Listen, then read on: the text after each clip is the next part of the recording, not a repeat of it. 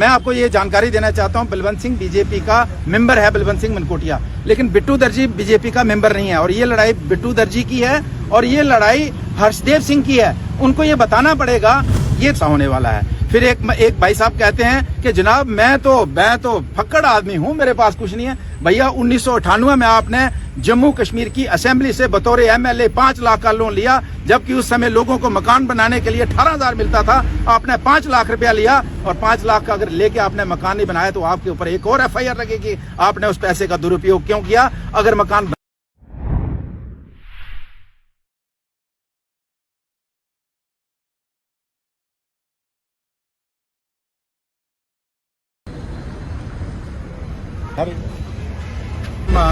SSP Joginder Singh ji नए आए हैं, तो आने के बाद उनसे हमारी बहुत से साथियों का था कि मुलाकात नहीं हुई है, तो आज उनको हम ज्वाइन करने की, उधमपुर की बड़ी जिम्मेदारी संभालने की सभी साथी मिलके मुबारकबाद देंगे, उनको शुभकामनाएं देंगे और उनको यकीन दहानी दिलाएंगे कि हमारी टीम की तरफ से जितना भी सपोर्ट जो है पुलिस डिपार्टमेंट को किसी की लेवल पे भी चाहिए होगा हम देंगे।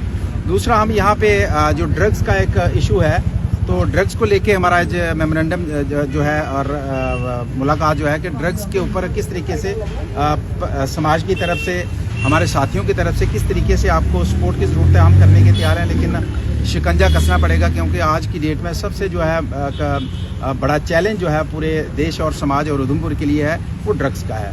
और तीसरा एक इशू है कि ये मैं बता रहा हूँ कि 26/8/2013 को एक आरटीआई का जवाब आता है, उसमें कुछ लोग, कुछ बड़े लेवल के मिनिस्टर और एक्स एमएलए, उनके ऊपर 3 एफआईआरें लगी हैं। 2017 की एक एफआईआर लगी है, 2018 की 2 लगी हैं। और उसके बाद उन नेताजी का आप देखोगे, कभी वो डीसी को धमकाते हैं, कभी वो एसएसपी को धमकाते हैं, कभी पत्रकार को धमकाते हैं, कभी आम आदमी को धमकाते हैं। और कभी अब आपने देखा कि यहाँ पे अभी जो प्रोग्राम था रिवायत पैलेस में, वहाँ आके किस तरीके की गुंडागर्दी की। भाई साहब, मैं 12 साल से उधमपुर का एमएलए हूँ, मुझे किसी ने नहीं बुलाया कि वहाँ पे मीटिंग है। एक्स एमएलए क्या होता है? कुछ नहीं होता है एमएलए। वहाँ आज की डेट में काउंसलर, डीडीसी, वीडीसी जो जीते हैं, जब हम एमएलए थे तो कोई भी फंक्शन होता था हमें बुलाया जाता था। अब हम एक्स एमएलए अपने आप को एमएलए समझ के बोले और किसी ने किसी को रोका नहीं वहाँ जाने के लिए, ना बुलाया। वो पब्लिक दरबार था, वहाँ जाके इस तरीके की गुंडागर्दी, और वो आदमी गुंडागर्दी करे जिसके ऊपर 3 एफआईआर हैं। मुझे जितने पत्रकार साथी हैं मुझे बताइए, आज तक उधमपुर में कितने ऐसे लोग हैं जिसके ऊपर एफआईआर लगी हो और पुलिस ने अगर वो नहीं मिला तो उसके परिवार को नहीं उठाया हो? आज अगर एफआईआर लगती है, वो बंदा नहीं मिलता है और सीरियस क्राइम जो ऑफेंस लगे हैं, तो उसके परिवार को, माँ को उठा लिया जाता है, बाप को उठा लिया जाता है, बच्चों को उठा लिया जाता है। और एक आदमी शरेआम गुंडागर्दी करता है, कभी डायरेक्टर को धमकाता है जम्मू जाके, कभी वो अरुण जेटली को धमकाता है, कभी अधिकारियों को, कभी प्राइवेट लोगों को, कभी मतलब जहां मर्जी आके धमका देगा वो, और उसके ऊपर क्या कानून काम नहीं करेगा? और इससे पुलिस की छवि जो है, उधमपुर की पुलिस की छवि जो है वो धूमिल हो रही है। इसलिए हम पुलिस को कहना चाहते हैं, ये 3 एफआईआर है, इसकी कॉपी आपको दे देंगे। और इनका नाम है हर्षदेव सिंह जी, और हर्षदेव जी एक लॉ मेकर रहे हैं, और लॉ मेकर होने के बावजूद 3 एफआईआर होने के बावजूद वो जिला उधमपुर की, बाकी बात की बात है, वो बाकी जिले देखेंगे। और मैंने देखा कि जिस तरीके से पिछली बार उन्होंने थाने में हमला किया और उसके एक आदमी गुनहगार है, क्रिमिनल है, क्रिमिनल पर्चे लगे हैं, और थाने में आके वो इस तरीके की गुंडागर्दी करें और फिर जो पुराने एसएसपी थे उनसे माफी मांगे किस बात की? तो मुझे बताइए, एक आदमी बता दीजिए मुझे, पूरे उधमपुर के, जम्मू कश्मीर देश के अंदर एक आदमी बता दीजिए जिसके ऊपर एफआईआर लगी हो, पर्चा लगा हो, सीरियस जुर्म लगे हों, और वो आदमी इस तरीके की गुंडागर्दी करे और उसको प्रशासन हाथ ना डाले। और अभी हाथ पड़ेगा, और जब हाथ पड़ेगा भाई साहब तो ये कहेंगे बीजेपी ने करवाया है। तो मैं आपको ये जानकारी देना चाहता हूँ, बलवंत सिंह बीजेपी का मेंबर है, बलवंत सिंह मनकोटिया, लेकिन बिट्टू दर्जी बीजेपी का मेंबर नहीं है। और ये लड़ाई बिट्टू दर्जी की है और ये लड़ाई हर्षदेव सिंह की है। उनको ये बताना पड़ेगा। ये तो एक छोटी सी बात है, और इसको लेके वो बार बार कहते हैं कि मैं दिल्ली में जाके बीजेपी वालों को कहता हूं, मैं मंत्रियों को कहता हूं कि भाई मेरे खिलाफ। मैं कभी नहीं गया, लेकिन मैं कल गया, आईजी साहब को मिला कि ये मैं एफआईआर उनको भी दी है, मैंने होम सेक्रेटरी उनको भी दी है, डीजी साहब नहीं थे उनके पास जाऊंगा, मुझे दिल्ली के होम मिनिस्ट्री के पास जाना पड़ेगा, मैं जाऊंगा कि किस कानून के तहत इस आदमी को गुंडागर्दी करने की आपने परमिशन दी है और जिसके ऊपर सीरियस जुर्म लगे हैं उस आदमी के ऊपर। धाराओं पे एफआईआर जो है वो लगी। ये देखिए, मैं आपको कॉपी देता हूँ, ये सारी कॉपी लंबी चौड़ी है, इसमें पढ़ूंगा तो कॉपी दे दूंगा और आप इसमें देख लीजिए। लेकिन एक बात पक्की है, इसके अनुसार कार्रवाई होगी। चोरी और सीनाजोरी हम नहीं चलने देंगे, नहीं चलने देंगे।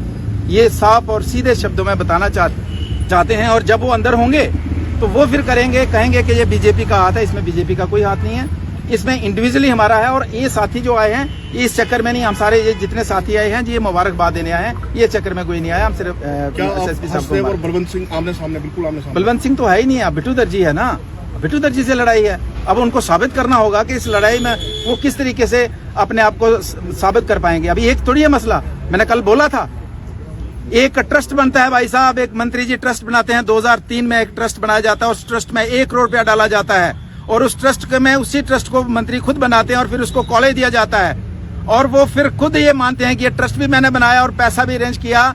और आज ये मनी लॉन्ड्रिंग का सबसे बड़ा केस है, दुनिया की कोई ताकत नहीं बचा सकती है। ये साबित करना पड़ेगा 1 करोड़ रुपया कहां से आया इस ट्रस्ट के अंदर। 2003 का ये ट्रस्ट है, उसका भी खुलासा होने वाला है। फिर एक भाई साहब कहते हैं कि जनाब मैं तो फक्कड़ आदमी हूं, मेरे पास कुछ नहीं है। भैया 1998 में आपने जम्मू कश्मीर की असेंबली से बतौर एमएलए 5 लाख का लोन लिया, जबकि उस समय लोगों को मकान बनाने के लिए 18,000 मिलता था। आपने 5 लाख रुपया लिया और 5 लाख का अगर लेके आपने मकान नहीं बनाया तो आपके ऊपर एक और एफआईआर लगेगी। आपने उस पैसे का दुरुपयोग क्यों किया? अगर मकान बनाया तो आपको बताना पड़ेगा कि मेरे पास मकान है। इस तरह के आप लोगों को गुमराह करेंगे कि मेरे पास कुछ नहीं, फक्कड़ आदमी है। ये सारी एक एक चीज बाहर आएगी। लेकिन आज सिर्फ ये है एसएसपी साहब को मुबारकबाद देने जा रहे हैं और दूसरा हमारा सारा डेलीगेशन जो है ये ड्रग्स को लेकर चर्चा करेगा। और जो तीसरा मेरा पर्सनल मसला है, इसमें बाकी साथियों का कोई रोल नहीं है। ये हम उनको कहेंगे कि इस तरीके की गुंडागर्दी अगर जो क्रिमिनल लोग करेंगे तो पुलिस का जो है आम लोगों के ऊपर जो है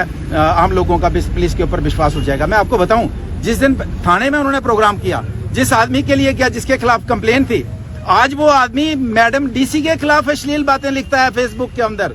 वो लड़का अश्लील बातें, मेरे पास पूरा रिकॉर्ड है, वो मैं बताऊंगा कि आपने इन लोगों को इतना संरक्षण दे रखा है, इतना इनकरेज कर दिया कि आज बाकी तो छोड़िए, बाकी आम आदमी की बात छोड़िए कि डीसी मैडम के खिलाफ अश्लील बातें फेसबुक पे अपनी आईडी से वो बंदा लिख रहा है। इन लोगों के खिलाफ कार्रवाई नहीं होनी चाहिए। इस तरह की गुंडागर्दी हम अलाउ नहीं करेंगे, यही हम कहना चाहते हैं। सर एक चीज जानना चाहूंगा, जिस तरीके से आपकी बात करें या हर्षदेव सिंह की बात करें तो काफी लंबे समय तक आप एक साथ चले और आज ये समय आ गया है कि एक दूसरे के ऊपर। भाई साहब आप मुझे देखिए, पिछले 2 साल से मेरी तरफ से कोई आपको सुनने को मिला? और जब वो ये कहते हैं कि बिट्टू दर्जी और उसके चलने वाले जितने भी लोग हैं उनको माँ बहन की गाली देते हैं और ये कहते हैं मैं सभी को जेल भिजवाऊंगा और मैं अपना बाप मोदी को बना लूं या अमित शाह को बना लूं। मतलब ये तरीका है? अगर मेरे भाई के हैं, इकट्ठे रहे तो क्या तरीका है ये बात करने का? इतनी बदतमीजी।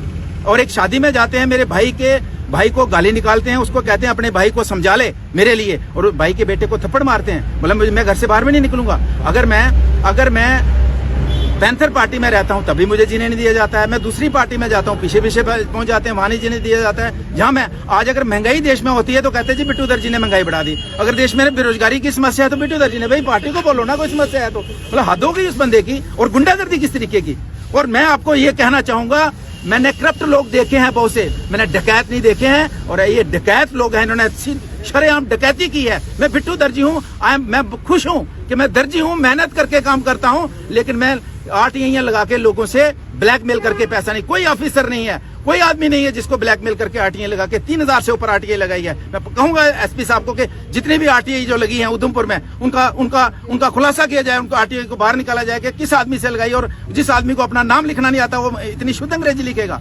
इतनी ब्लैकमेलिंग है, हद हो गई है। इसलिए अब बांडा फूटेगा। और कौरवों और पांडवों का युद्ध, जब पांडवों ने कहा भैया 5 गांव दे दो, कहते नहीं कुछ नहीं देना आपको, फूटी कौड़ी नहीं देनी है, तो फिर तो युद्ध होगा। सर मैं जी जानना चाह रहा था कि जिस तरीके से आपने एक साथ काम किया उसके बाद आप